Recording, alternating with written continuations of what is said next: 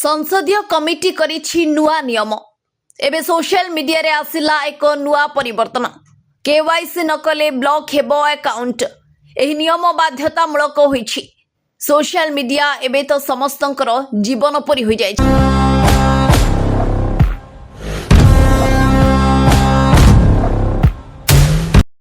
Instagram न चलाइले निद हुएनी लोकों को।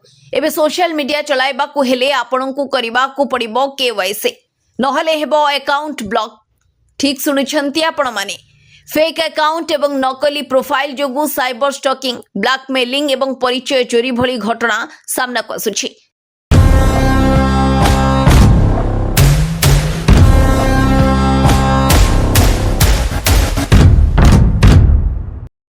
केवाईसी लागू हेले अपराधी को चिन्हट करने सहज हेबो। तेबे जो प्लाटफॉर्म एही नियम पालन करिवे नाही सेमानक उपरे मोटांकर जोरिमाना लागिबा को प्रस्ताव दिया जायछि। व्यवहारकारी व्यक्तिगत तथ्य को सुरक्षा करने को लागू होइछि एही नियम। ब्यूरो रिपोर्ट विचित्र दुनिया।